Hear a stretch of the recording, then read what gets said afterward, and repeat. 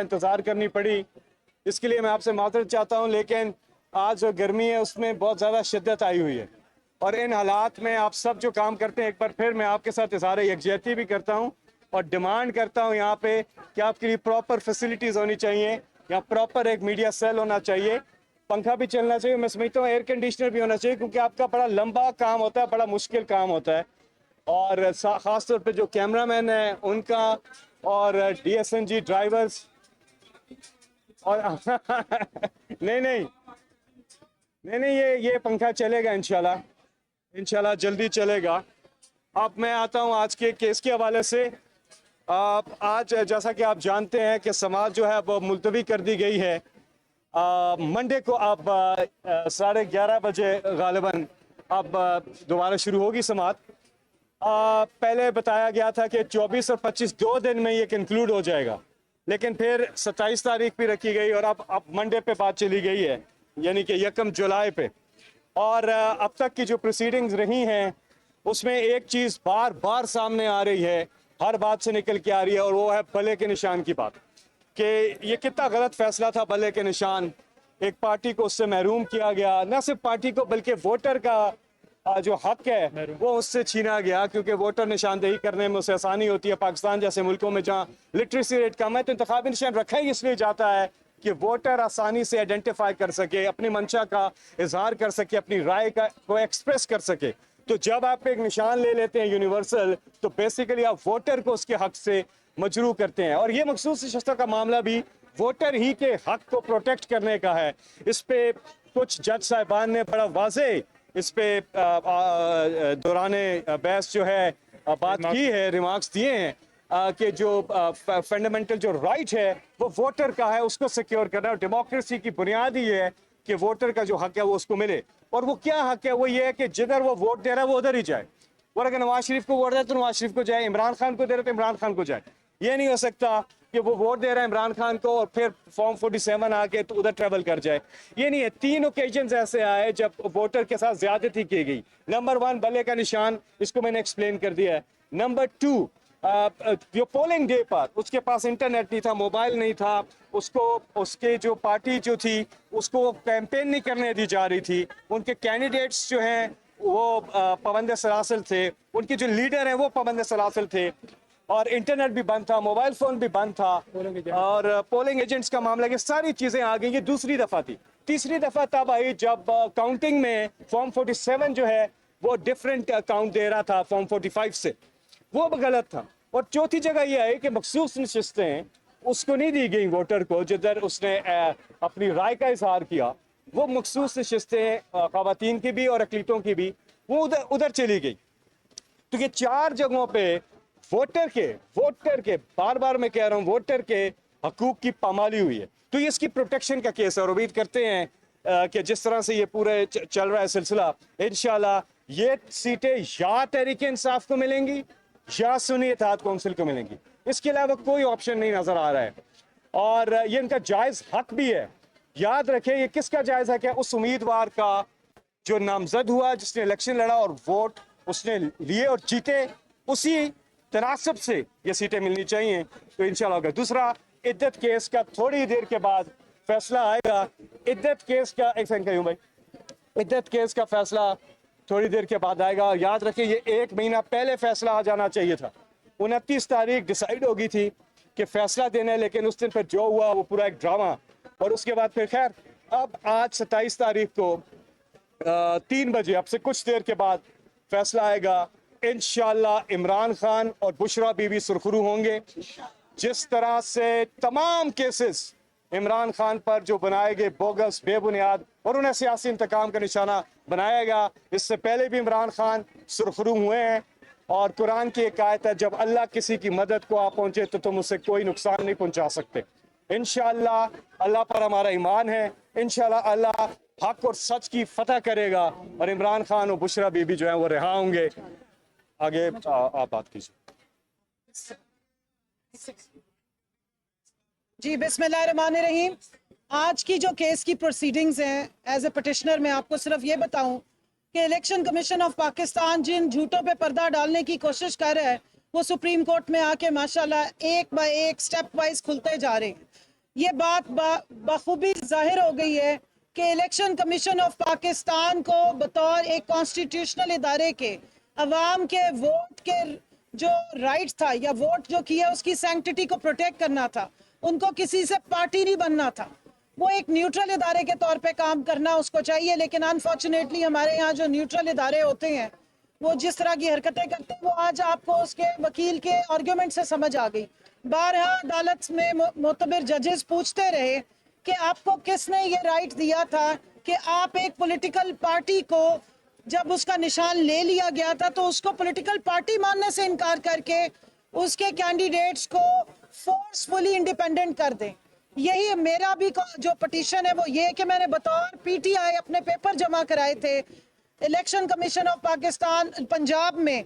हमारे यहाँ खवातीन खड़ी है, सिंध में हमने जमा कराए, बलोचिस्तान में जमा हुए।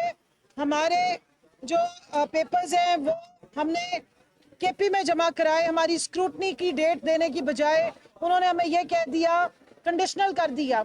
बाकी 3 सूबों में स्क्रूटनी कर दी, पंजाब ने हमें कह दिया कि अभी हम आपकी स्क्रूटनी नहीं कर सकते। और हमारी लिस्टें लेने से टाइम पे जो लिस्टें, जिस कट ऑफ डेट और जो लीगल सारा course of action election commission बता रहा है यहाँ के, उससे हमें खुद रोका इन्होंने।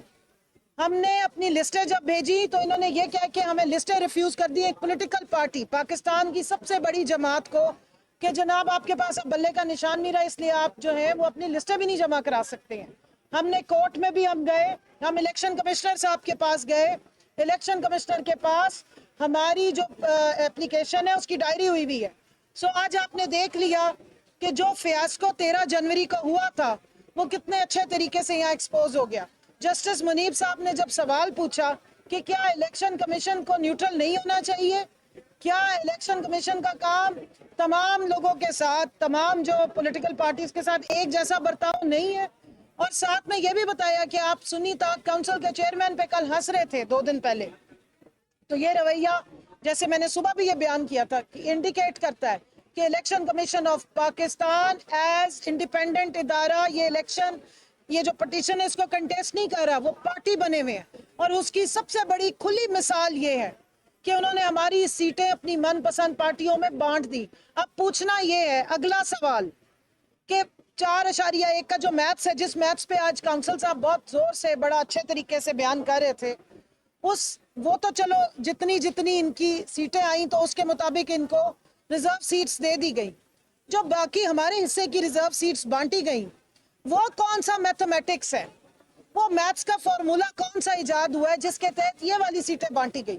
क्योंकि आइन में तो ये कहीं नहीं लिखा। और आइन के आर्टिकल 17 की वायलेशन भी स्टैब्लिश हुई आज सुप्रीम कोर्ट के सामने। आपने हमारा बेसिक राइट बतौर पॉलिटिकल पार्टी के वायलेट किया। पीटीआईएन पे बहुत बातें की गई। पीटीआईएन का जो चेयरमैन था उसका अगवा बराए बयान चलाइए ना प्लीज। उसने तो खुद मना कर दिया कि मैंने तो कोई टिकट सी नहीं बांटी है, मैंने तो कुछ किया ही नहीं। और किस तरह किया वो आप सबको पता है। वो टाइम याद करें जो हर थोड़ी देर के बाद एक अगवा बराए बयान हुआ करता था।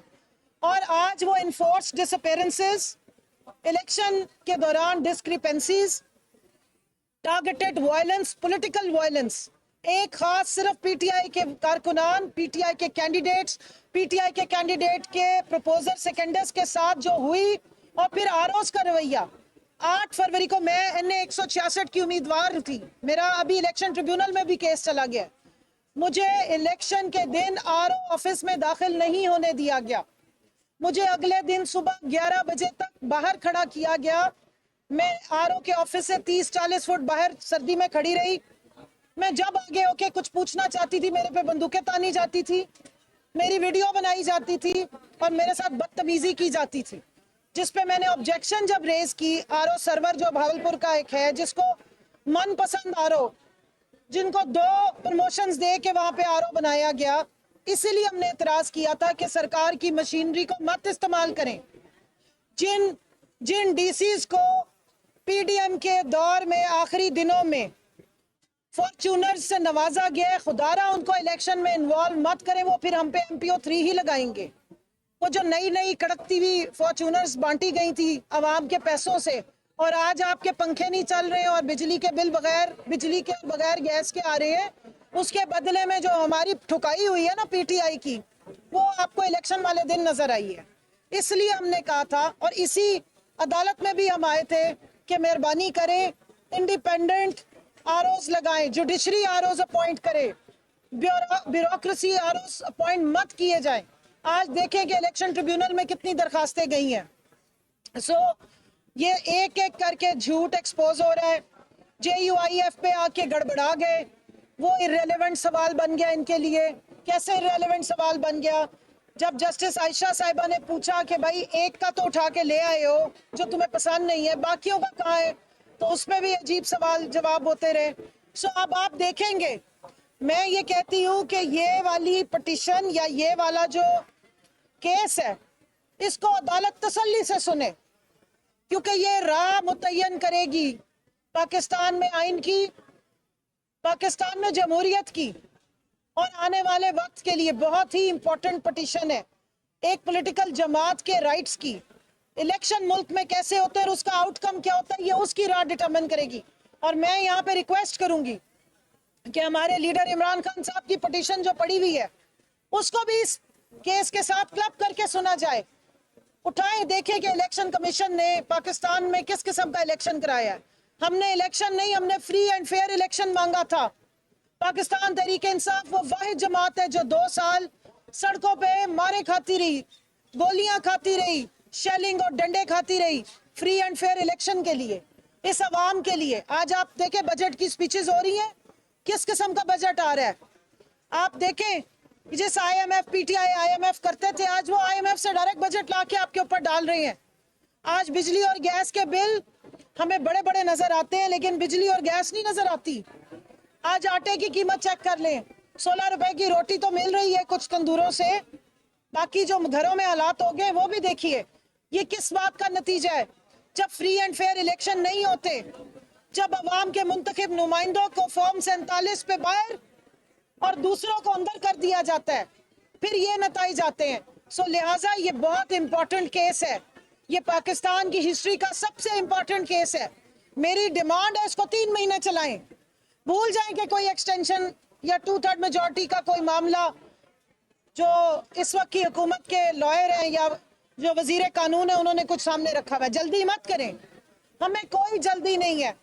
4 महीने से आपने हमारी सीटें लटकाई हुई हैं और बांटी हुई अपने मनपसंद लोगों में। मैं तो रिक्वेस्ट करूंगी आप इसको रोजाना सुने, 1 घंटा दे दे, रोज सुने, एक एक मेंबर का रिकॉर्ड निकालें और उसको बुला के पूछें कि उसके साथ क्या सलूक हुआ। मैं एक और रिकॉर्ड दुरुस्त कर दूं, पाकिस्तान तहरीक इंसाफ की तमाम खवातीन जो रिजर्व सीट्स की उम्मीदवार थी, उन्होंने अपने फॉर्म्स पे PTI लिखा है।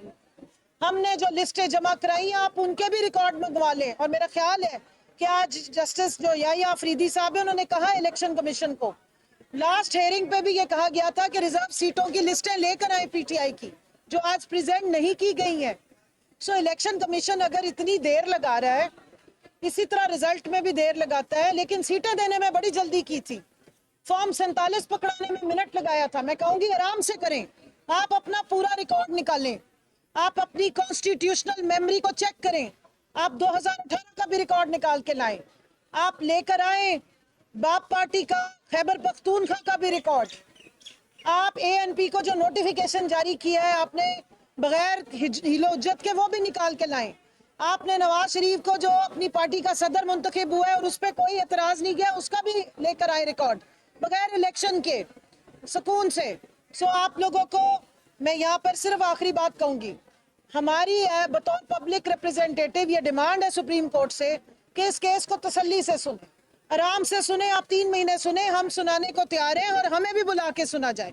बतौर पटिशनर मुझे भी सुने, बतौर पटिशनर हामिद रजा साहब को भी सुने। आज हमने एक एप्लीकेशन फाइल कर दी है, गौहर साहब को भी बुला के सुने।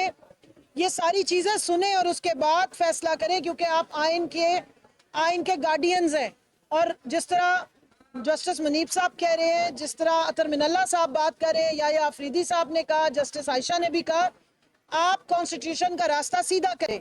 और जो गलत हुआ है इस 2024 के इलेक्शन में 13 जनवरी के बाद से जो उल्टा सीधा हुआ है, अगर आपने इसको फिक्स करना है तो वापस चले जाएं 13 जनवरी, हमें उस पर भी कोई एतराज नहीं है।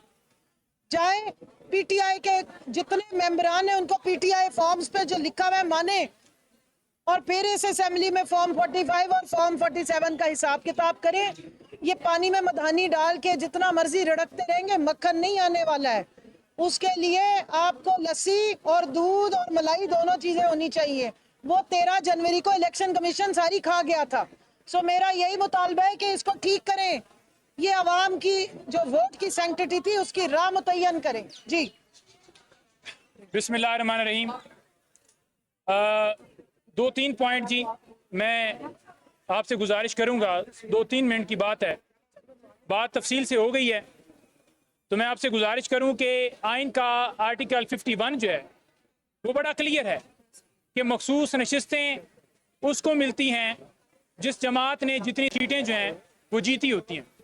ये नहीं होता कि एक जमात वो सीटें जीती नहीं है तो उसको दूसरी किसी जमात की सीटें मिल जाएं। नंबर 1। नंबर 2 बात यह है कि ये कहा गया कि पाकिस्तान तहरीक इंसाफ बतौर जमात जो है उन्होंने इलेक्शन में हिस्सा नहीं लिया। नहीं, हम तमाम लोगों ने पीटीआई के टिकट्स जमा करवाए, हमें जानबूझकर आज़ाद कर दिया गया।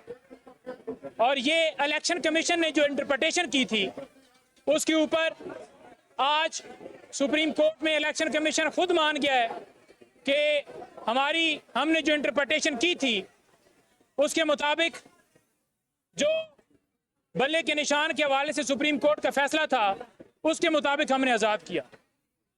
और नंबर 3 बात ये कहा गया, आखिरी बात करना चाहूँगा कि इलेक्शन कमीशन जो है वो जिस तरह से यहाँ पर उसने कंडक्ट किया, जो माहौल बनाया और जिस तरह से उसकी जस्टिफिकेशन जो है सुप्रीम कोर्ट के चीफ जस्टिस साहब और बाकी दे रहे थे, और एक तरफ गुज़श्ता 2 दिन जो पहले समाअत हुई थी उसके अंदर जैसे इमरान खान साहब के ऊपर कहा गया कि वो इलेक्शन कमीशन के ऊपर उन्होंने जिस तरह से वो असरअंदाज हुए, हम उन अल्फाज की भी मजम्मत करते हैं और ये कहते हैं सुप्रीम कोर्ट से कि पाकिस्तान को, इस जमहूरियत को इंसाफ दिया जाए। बहुत शुक्रिया।